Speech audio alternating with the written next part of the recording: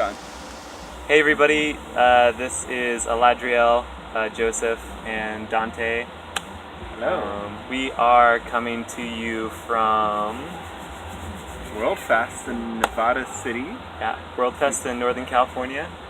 Beautiful music festival, amazing stuff all weekend, and it's just amazing to meet you here. We connected on Facebook, a couple of years ago? Yep. From Lightworkers, or what was it? Yeah, it was either a light. We found each other through a Lightworkers group or through Stillness in the Storm. Yeah. I think it was Stillness in the Storm, Yeah. actually.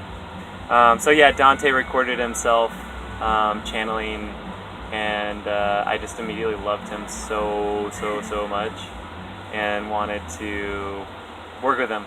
But I didn't really put it out there. But I put it out there in the universe, and then he came to Ecstatic Dance in Nevada City. And then everything kind of clicked, and we were like, "Oh my God, Yes. we're super bros." Yeah. Just meeting you was like, wow, I never felt so much love radiating from somebody I just met before. It was really touched me. I was like, okay, cool.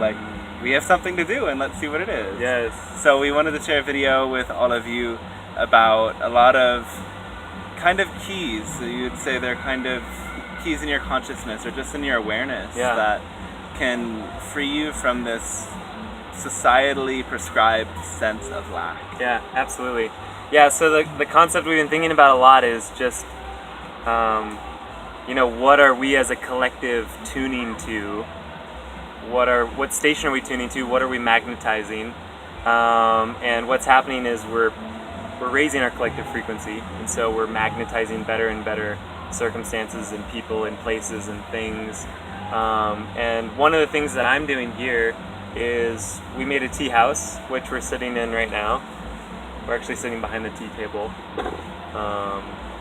Lots of crystals and stuff. We're recording 2 cameras right now. So Hi, other camera. the angles look weird. But yeah, so we met at this tea house. We're calling it the Cosmic Embassy. And the purpose of the tea house is to open people's perception to new possibilities. Specifically focusing on spirituality, the fractal universe, universal mechanics like law of attraction, but also the secret space program and extra-terrestrials and inner Earth civilizations. So I think one of the real advantages that I have to bring is that I've just put it all together, and I can give it to people in a really simple way. So be looking forward to more of those videos as well. But it all meshes together.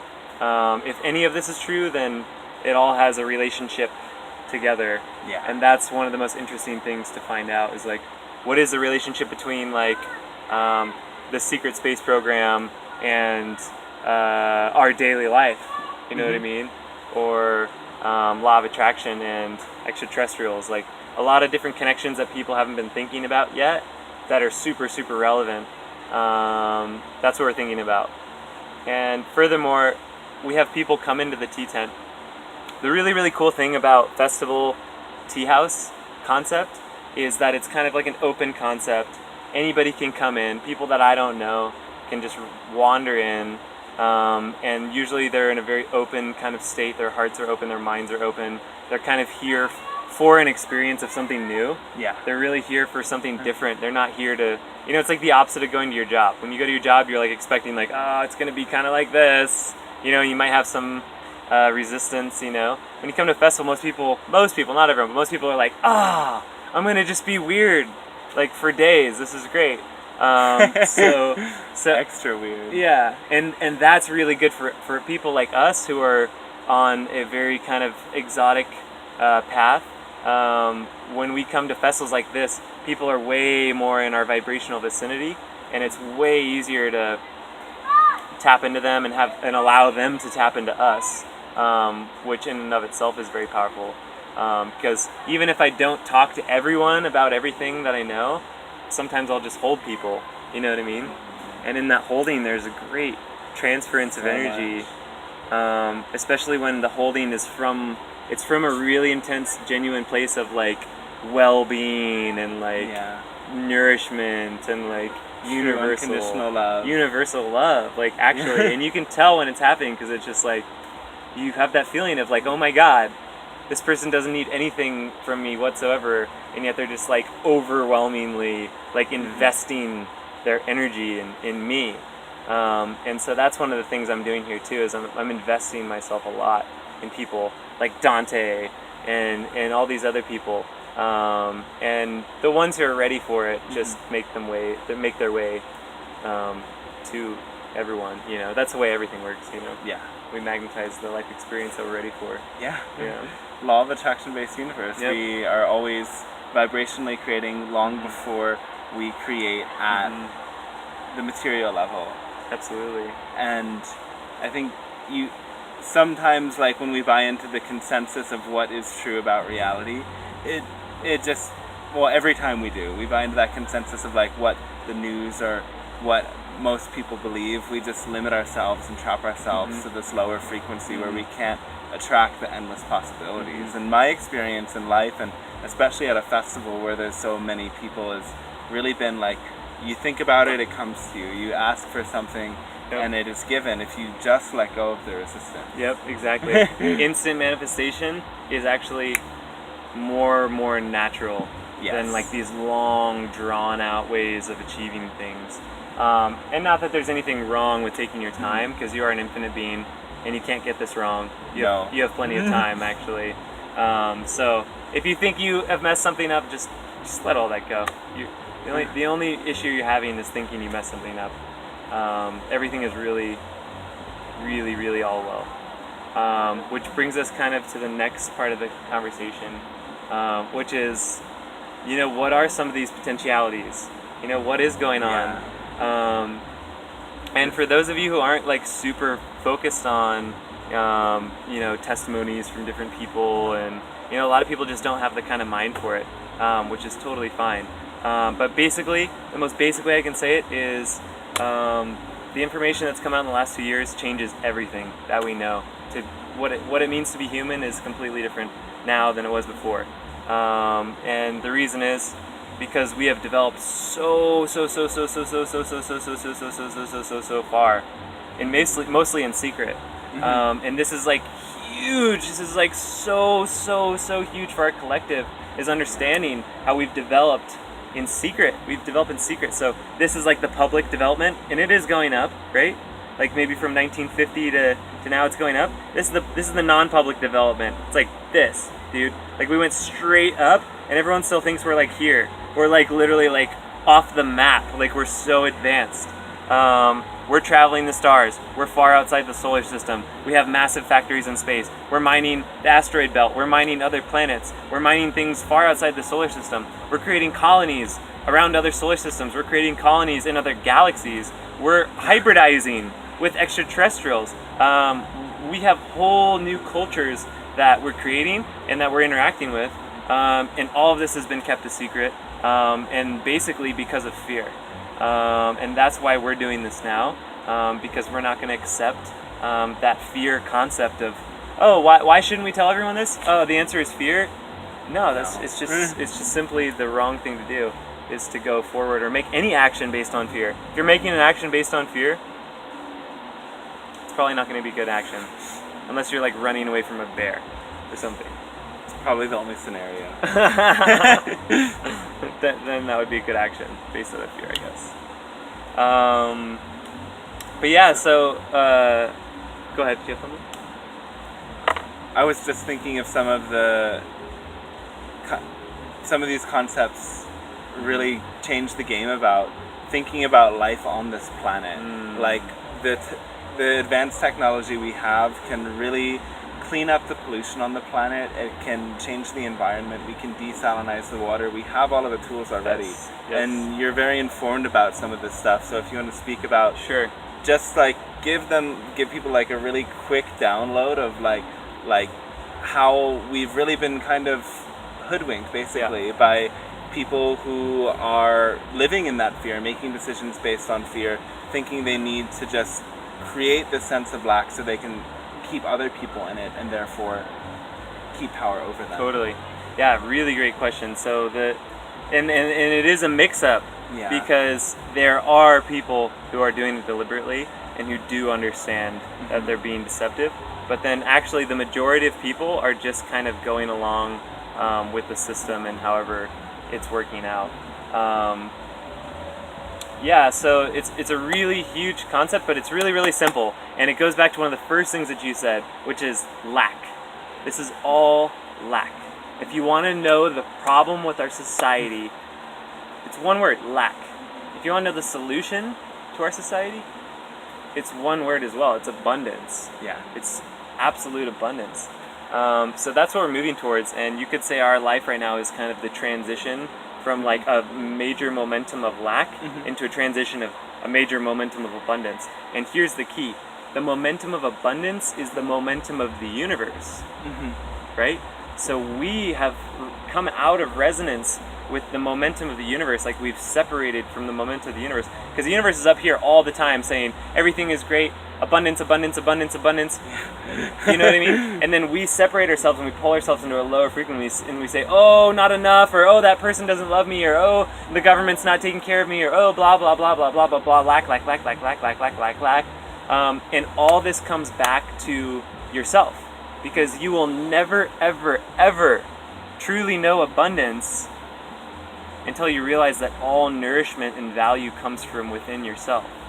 And it sounds kind of cliche, and if I hadn't experienced this so intensely, I would think it sounds cliche, but it literally is all within. And it's part of how the universe is structured. That you must do the work yourself. You have to do the work yourself. You must do the work yourself. You're not going to get super far if you're just doing the work that others are doing, you know, which we all have our path. But getting back to like pollution and like, so let's talk about lack. So think about it. Like if you talk to almost anyone you know, your parents, people at school, people out in public, they'll almost immediately start talking about something that's very lackful.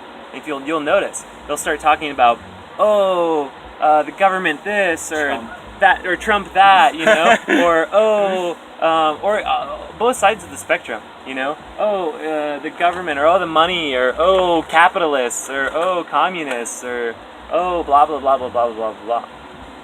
But truly, this is all lack, and it's lack on every level, and each person has their own kind of issues and strengths, which is great. But yeah, so the most fundamental one that everyone deals with all the time is the concept of money.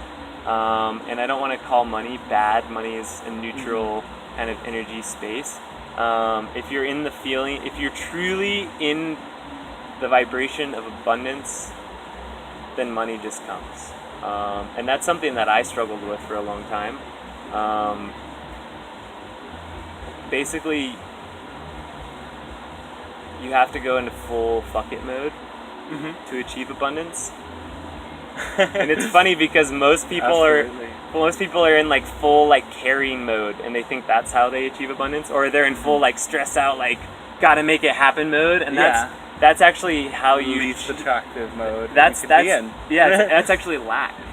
You know what I mean? Because you're working so hard, you're saying to the universe, I don't have enough money, so I need to do this stressful thing so that I can achieve more money. And even though you may achieve more money from that action, you're still resonating the energy of, I need more money, I don't have enough money, I need more money, I don't have enough money. So you'll always find yourself not in this concept of not having enoughness. But right when you flip on the other side, and whatever it takes that gets you to say, I have enough, I have enough, I have enough, it feels like I have enough, I feel abundant, it feels so good, I have plenty of food, I have plenty of water, I have a roof over my head, I have plenty of friends, I have plenty of love.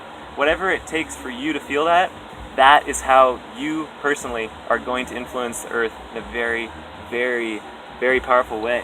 And I'm talking even to pollution and things like that. And the reason that's true is because, like he said, we have the technology right now to end all pollution. We have the technology right now. So the question is, why aren't we doing it? And the answer is, we're not in the vibrational vicinity of the answer. We're in the vibrational vicinity of the problem. Everyone's focused on problem, global warming, dirty, pollution. And like, your focus is literally you're watering whatever you're focusing on. And so by saying, be afraid of global warming, we're literally watering pollution, we're watering chaos and distress, right? So what are we going to water here? We're going to water everything's fine. We have the solutions. It's really quite easy. Though a lot of people don't know about these solutions. Yeah. Where can we find information about them? Like, where are the sources that this news is being put out there? Sure. So there's a lot of different people who are developing advanced technology on multiple fronts, whether it be anti-gravity technology, using magnetic drives or other exotic means, but they're usually pretty simple. And then there's also a large movement to bring out new water technology, which really changes everything. So first of all, we can clean the water. What we've been told about that is there's technologies that are semi-secret about it, but the secret space program has some technology that could clean up everything like very, very, very quickly. Yeah. But on a more simple level, I would look into Nassim Haramein. I would look into the Kesh project. Kesh is an Iranian nuclear physicist who claims to have created a cold fusion reactor many years ago, and he's creating something called the Kesh Spaceship Institute. And basically they're creating different space technologies, space drives, and new materials. So when you turn on these engines, not only are they creating unlimited energy, or at least way more energy than it's taking to run them, but also they're creating new materials from the resonance of the field. So it's like the engines we turn on engine in our car, it's like it's like all this crazy energy, it's like this dirty smoke smell. Disgusting. Right? So it's like really chaotic output, right? What if you turned on your engine and started humming this beautiful sound, and everything around it, all the life benefited from this beautiful sound? Yeah. You know what I mean? And not only that, but it started to imprint the water and the molecules around it in a positive geometric way. So if I put my water near my engine, my water gets so charged, and provably so. And then also new materials are created. So they'll put certain materials near the reactor, and it'll create nanomaterials on the surface. So that's something to look into, Kesh Foundation. Nassim Haramein is like the Einstein of our time. He's been very treated kind of poorly by the mainstream, and the reason is because basically he has information that changes everything. Yeah. And it basically kind of throws a lot of our traditional science and physics in the trash, which needs to happen. But Nassim Haramein is basically the guy who created the unified field theory. He's solved Einstein's field equation in a kind of backwards way. But anyway, really smart guy. He created an equation that applies everywhere in the universe, down to the tiniest speck of Dante, and to the largest piece of the universe. If the universe is a fractal, and it is, then those equations apply everywhere. And that's what we see, which proves Nassim's work, in my understanding, and also proves the fractal nature of the universe. So I would definitely look up those two if you're looking into kind of free energy, anti-pollution technology. Kesh's technology, they claim to have the ability to pull carbon out of the atmosphere very, very easily and create new nanomaterials while they're doing it. So just to give you an idea, so some people are saying, oh, problem, there's all this carbon in the atmosphere, we're all screwed, you know what I mean? Yeah. And then Kesh is over here saying, oh, actually, we can just grab the carbon out of the air and make stuff out of it. So let's make stuff. Let's do it. And this is a very like scientific-sided approach to this, which is beautiful and so important for everyone to realize that it's also out there. Though, I mean, channeled beings, including the Pleiadians I work with, have said for a while that they already have the technology that would reverse all of the conditions on our planet, but they can't even come here, and it wouldn't even make sense to give this to us until we are self-responsible. Totally. And until we take accountability for it. And I feel like a lot of people don't even realize that these tools are there. They don't give the power to those tools to believe it. And so they're just not committed to being in that higher vibration. They're thinking of what would happen if the apocalypse comes to the planet. Totally. Or what would happen if something happens in these seeming like collapsing countries that are really just, it's all good. Yeah, like, totally. It's really all good. Yeah. If we bring ourselves to focus on what's working and trust that those solutions that are out there are going to fit in, it's going to happen. Though I feel we really also have to start speaking out about this more, and we have to start letting other people know about this. Totally. Like, don't let yourself go uninformed. Don't let yourself go without believing fully that there are solutions out there, and Totally. it's just that there hasn't been enough people that have switched into the mindset of, the world's good and there's solutions. Yes. It's all this problem-oriented focus out there Yes. that just creates a bigger problem. And- A war on this, a war on that. And the thing I'm getting from that, thank you so much. Yeah. The thing I'm getting strongly from that, just going back to the fact that, so a lot of this advanced technology is basically kept from us deliberately, and not even by negative beings. I'm saying deliberately by beings who love us. Yeah. Because they're basically saying, if we give this technology to you right now, you're gonna freaking destroy yourselves. You're gonna destroy the planet. You're gonna create all types of chaos. So it would be pretty accurate to say that this planet is a place to learn, and it's that dual lesson. You hear people talk about duality. What is that? So you have the 2 points, the left and the right, male, female, Republican, Democrat, north, south, whatever it is. There's this dual concept, dual. It's the left-right struggle, And it's like, what is that? And then you also have to ask, why do all the great masters teach love and compassion? And the reason is because love and compassion are the triangulation of duality. When you take love, which is the third point, you literally triangulate. The 2 becomes 3. And the triangle is the first shape in all of geometry. In geometry, which everything is made of geometry, you have 1, that's the first point, the primordial point. 2 is the line, which means there's a distance between 1 and 2, but it's still not a shape. The first shape is 3. It's when the 3 points are connected into the triangle, and from there all other shapes are born. And the reason I bring that up and focus on that so clearly is because human life has not even taken shape until we triangulate into the vibrations of love and compassion, true universal love and compassion. Period. We haven't even taken shape. So we are literally living our whole lives in this linear concept between the concept of death and birth. And right when we triangulate, it all changes. And that's why we're alive right now. Because even concepts like death are going to become less and less solid as we move forward. So definitely keep an open mind. Yeah.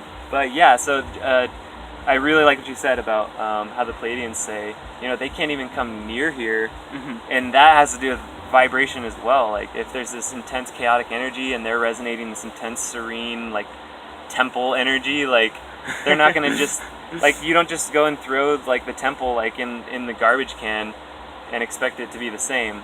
You know what I mean? That's kind of a weird analogy, but and I'm not saying the Earth is a garbage can, but compared to some of these extraterrestrials, vibration and way of living, like, dude, it's a fucking dump down here. Like, vibrationally, it's insanely, like, chaotic and dirty and just like and not everywhere. Like, some places with some people and some groups and some resonant fields, it's like extremely pleasing to them, and they do come to those places and they do hang around those places, or at the very least they do focus on those places and observe them and appreciate them, because they're in their vibrational vicinity. But as we start to change our resonance as a collective, this is the really exciting thing, and this is why Dante and I are hanging out, is as we start to raise the collective frequency into, for lack of better terms, more exotic high vibrations, as we achieve that, then that distance between these super advanced extraterrestrials and us becomes smaller and smaller and smaller and smaller and smaller until the veil actually breaks and we become a galactic civilization again. Yeah. And that's exactly what we're doing. But this is what's important right now, which is, like you said, speaking our truth and letting out this sacred information that's coming forth and not holding on to it. Because that is part of the old paradigm, is holding on to the information. And also an It's a old lesson I'm paradigm learning. thing that even a lot of people who consider themselves very conscious engage in is to be more against what you're against instead of being for what you are for. Yes. So it's like Yes. anti this, anti that, anti whatever. Like you create a mindset and a reality in which you're fighting against reality, you're fighting against the world, you're fighting against what is, instead of looking at the solutions that are there. And of course we don't like fracking, and we don't like oil, and we don't like the financial corruption, though we can't get there from saying no, that's wrong, no, that's wrong. We have to live that life of love, Yes. that third point in the Yes. triangle. That Yes. is really what raises our frequency. That is what takes our frequency to this juicy, flowing, beautiful place. And it has to be right here, right now, in every present moment.